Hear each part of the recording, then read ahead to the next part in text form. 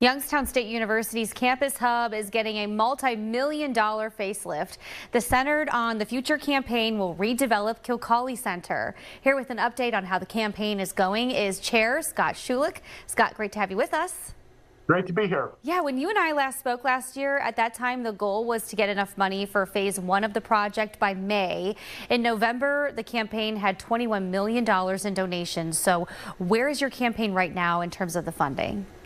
So actually, that's not exactly where we were back in November. We're at about $22 million now, which includes funding from the state of Ohio of about $13 million and a little over $9 million in philanthropic gifts from individuals and foundations. So we feel very good about the status of the project at this point in time. And I think you've seen there have been a number of gift announcements, and we have several that are going to be coming up in the course of the next several weeks. All right. And what sort of updates will be included in phase one of the project?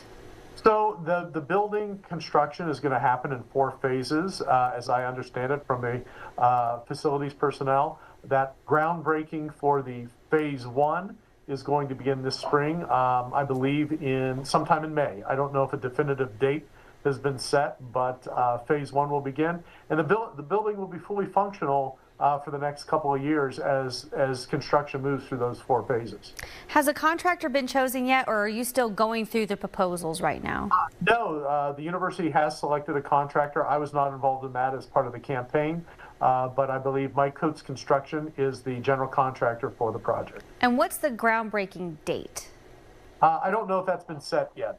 It will be likely sometime in May.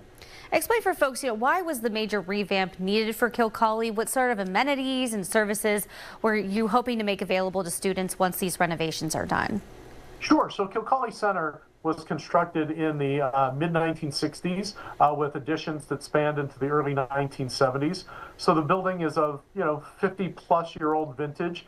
And it's showing a lot of wear and tear. A lot of that you can't see because it's systems, things like HVAC and plumbing and electrical and all that can only be fixed so much before it needs to be totally replaced to be more efficient.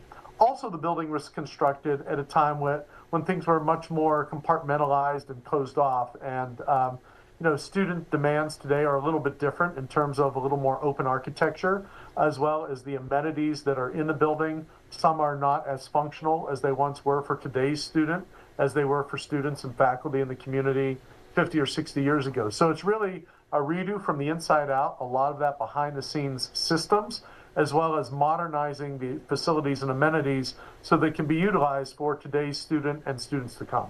And if all goes to plan, when should this entire project wrap up in, the timeline of things? It's going to take about 2 or 3 years. I believe we're into 2027, 2028, when the project will be totally completed and dedicated.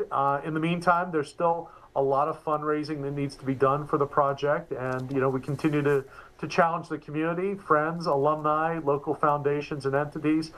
This is a big building project for Youngstown State, and probably one of the biggest for the foreseeable future. I don't think there'll be many as large as this going into the future. So it's a great opportunity for people to get involved and be part of this historic moment. Yeah, you say you have some big announcements coming up. Will they be next week, you think? We're very excited about some very newsworthy developments that will happen in the next couple of weeks. Oh, good to know. All right, you heard it here first. Thank you so much for joining us here at 5, Scott.